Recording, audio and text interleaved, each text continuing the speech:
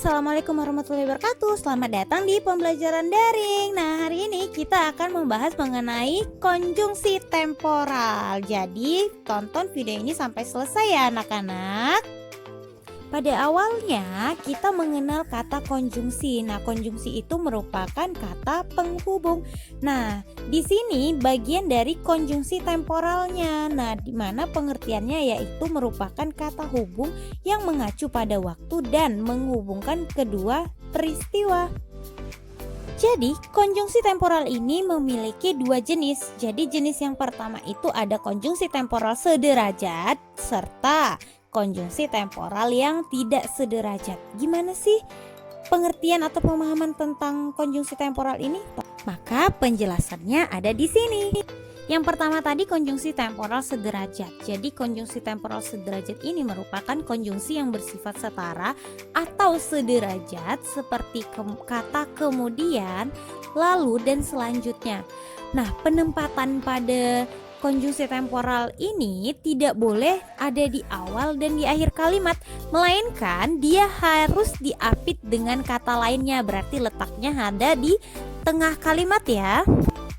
Yang kedua, konjungsi temporal tidak sederajat. Nah, konjungsi temporal tidak sederajat ini merupakan konjungsi yang menghubungkan kalimat bertingkat atau tidak sederajat seperti kata sementara, bila, demi, sambil, sejak, apabila, waktu, tatkala, ketika, sebelum, semenjak, dan lain sebagainya.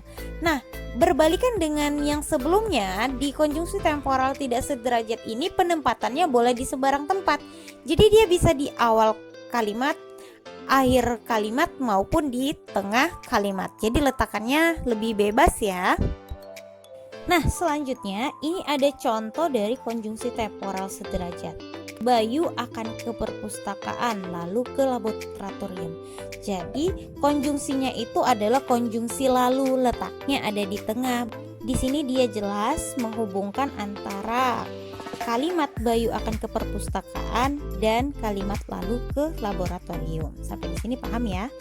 Nah, selanjutnya ada contoh konjungsi temporal yang tidak sederajat. Jadi kebalikannya, ini letaknya tadi boleh bebas ya. Yang pertama, Mila jogging sambil mendengarkan musik. Konjungsi temporalnya itu adalah kata sambil. Kemudian yang kedua, demi mendapatkan uang jajan lebih, Wanda membersihkan seluruh halaman rumahnya. Nah, yang kedua ini konjungsi temporalnya itu kata demi karena dia letaknya di depan.